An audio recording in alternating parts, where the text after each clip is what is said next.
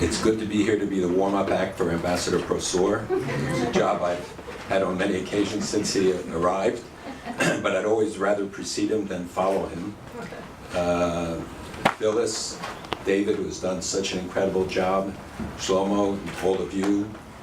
And in this political season, it's right to recognize Ken Mailman, who's here, who was the first Jewish chairman of the Republican Party. And many other friends, I won't start because I know I'll get into trouble, but certainly the rabbi, we have to acknowledge, a good friend, and Mrs. Schneier.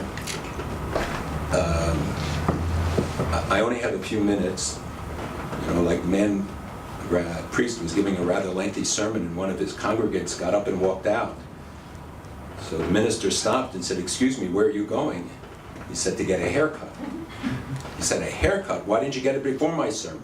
He said, "Then I didn't need it." So no one will need a haircut in this brief program, but the fact is that to do justice to this subject, we really do need time. I've been involved from the very beginning of the March of the Living in 1988.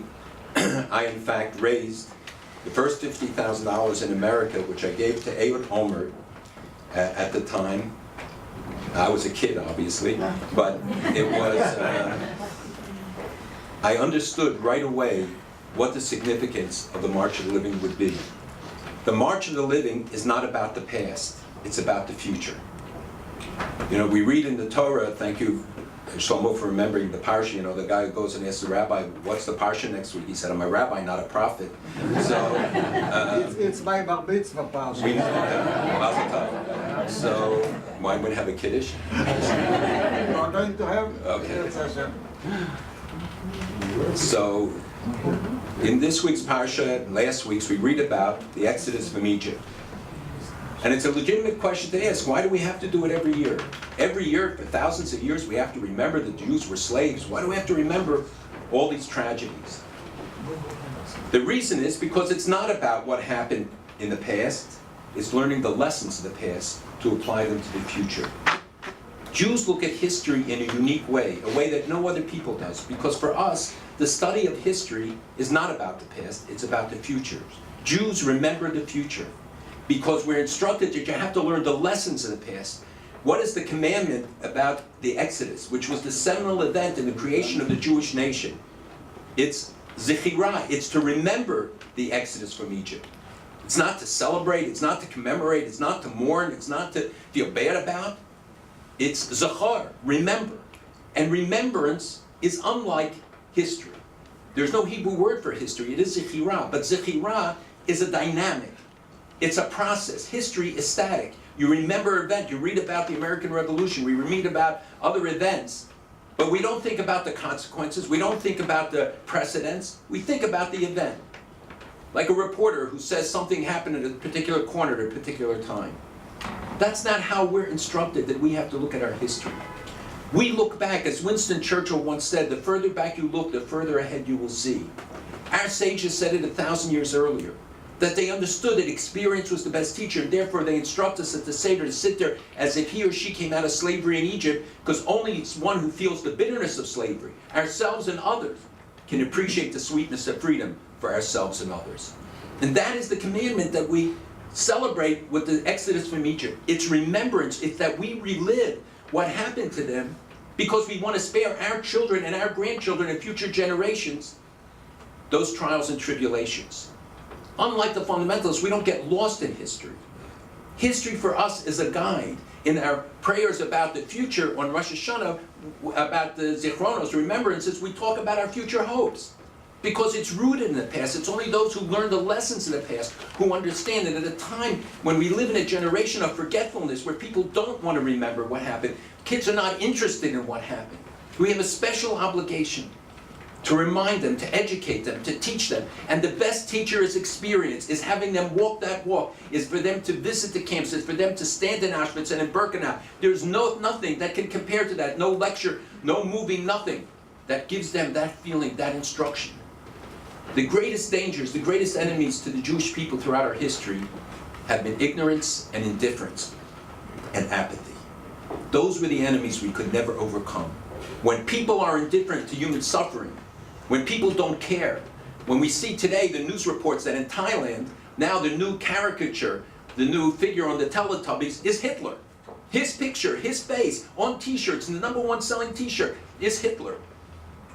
And they don't want to hear it. And when the Israeli ambassador went there and exploded at the sight of it, they didn't care. So now the German ambassador, the Austrian ambassador. Because if we make light of it, if we dismiss it, if we allow this to become the hallmark of this generation, that we forget about events of 70 years ago. And quickly it is being forgotten. Look at the polls of young people in Europe. They don't know. But the more disturbing part is to look at the polls of American young people, even Jewish young Americans. They don't know. We took them for granted. We take them for granted. We think our young know. They don't. And the history books don't teach it to them, and the teachers don't teach it to them, and the parents don't teach it to them. So we have a special obligation now for us to make sure it is on the agenda. Not because we want them to relive the horrors of what happened, but to understand what happened, to learn the lessons. You know, there's a debate in Israel that Paris said it's 36 and Bibi said 38, 39. It's not the right question. It's not the 1930s. It's not 1930s because we have an independent Jewish state with an army and an air force, and then endangered Jewish communities are not written off anymore. It's not in 1930s because we have tens of millions of Christians in America who will stand with the Jewish people and with the state of Israel. And it's not the 1930s because we have a Congress on both sides of the aisle that votes by 90%. That same Congress who, in the night after Kristallnacht, had a resolution introduced to bring 20,000 German Jewish refugee children to America, and Roosevelt's cousin got up on the floor of the House, the wife of the Secretary of Immigration, and said 20,000 adorable children become 20,000 ugly adults, and the bill was defeated. So it's not the 1930s, but the real question is, what lessons do we learn from the 1930s? The mistakes that were made. We learned from the past. We learned from the Exodus. We learned from all of Jewish history in order to prepare us for the future. And only those who learn the lessons of the past are prepared to meet the challenges of the future. You know, we say in our tradition that no generation is judged in its time. We're not even judged by our children. We're judged by our grandchildren. Because it's in the third generation that you see really come to fruition the decisions we make and the actions we take. We are now in that third generation after the Shoah. Will we make the right decisions to make sure that future generations will learn the lessons, will not have to suffer the same price and pay for the same terrible deeds for the inhumanity of others? Or will we be a beacon to the world? So what it means to be a light unto the nations, believe me, it's not a blessing sometimes, it's a curse.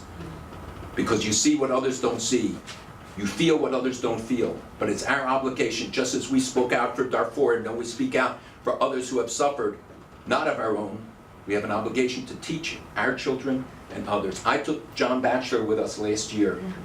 He's the #1 broadcaster at night now in America.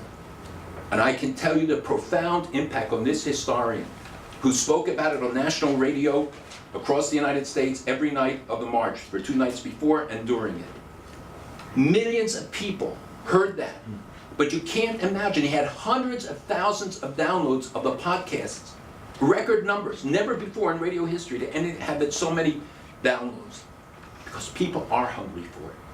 We just have to feed that hunger. We have to be there.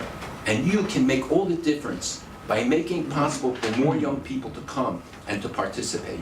I think this is the obligation of this generation, so that we can look back and we can look forward. We think of our obligation to our grandparents and our obligation to our grandchildren, so that they can look to the future with greater security and assurance.